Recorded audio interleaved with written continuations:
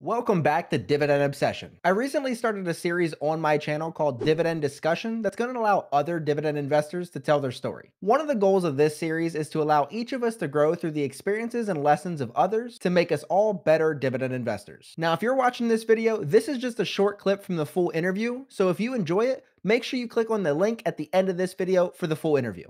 So how do you step back and actually enjoy the moment in investing? Uh, Depends on what markets you're in, right? If you're in 2021's market or 2020, it's easy because every time you open up your account, you made money, right? It's a lot harder in down markets. And, you know,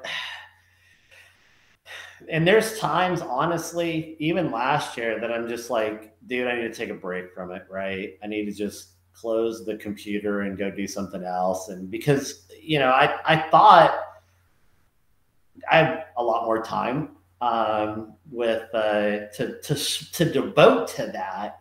And it's like, dude, you're on the computer half the day watching CNBC, researching, reading, and it's like you're maybe killing your brain, right? Or just buy an index fund. Go take a walk. Well, not so much that again, I've seen my goals today are to do a little better than that, right?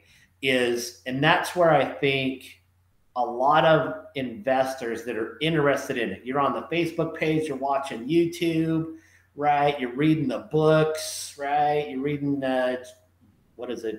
Benjamin Graham, The Intelligent Investor. You're studying Warren Buffett. Some of the times the challenges for them is you're jumping in and out of positions, right? You get ideas come faster than money. And it happens to me too, right? I hear about a new thing and I'm like, dude, I'm going to go get that. I'm going to go buy that. I opened a position in XLE this year. And it's like, why am I starting, how have you lived 24 or 27 years without a position in XLE? And all of a sudden this is the year that you're like, XLE, buddy, I need some exposure to that. Yeah. And so the ideas come faster than the money does. Sometimes you have to just close it, back away from it, right? Go let it sit. And so to answer your question of all that for an index fund is hopefully I'm doing a little bit better than that, right? Is somewhat timing the market. Like I said, last year I put 48% of my income in. Why? So that hopefully over the next 2 or 3 years, I'm not. I'll put in, maybe 15% and enjoy it, right? I'm going to go out and buy stuff. I bought a motorcycle in 3 years, 4 years. I'm going to go out and enjoy some of that money. A fifth pair of cowboy boots, maybe? I unfortunately have more than 5%.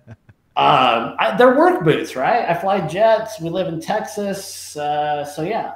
And on a side company, there are tax deductions if you do it for contract work. That's where I think some of the challenge for the folks that are interested in or on Facebook every day is it's hard for you to let those positions sit, right? I think about there's people out there because I used to be one and I've met them and talked to other people. They're not that uncommon. People that have no interest in investing, they just know they're supposed to. They want to retire, right? They're interested in gardening or lawns or fishing or hunting or whatever. And they invest 15% of their salary or 20% of their salary into their 401k, right? Or maybe a little brokerage on top of that. And they look at it once a year to make sure that the money's still going in there. Yeah. Those people do really good.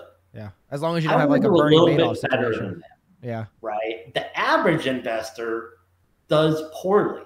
They sell when the market's down. They buy into a rising market. They jump in and out of positions, right? And that's where, as a fund guy, as an index guy, it's easy because, when you asked about buying and selling, I've sold out of stuff. Most of the time I've regretted it.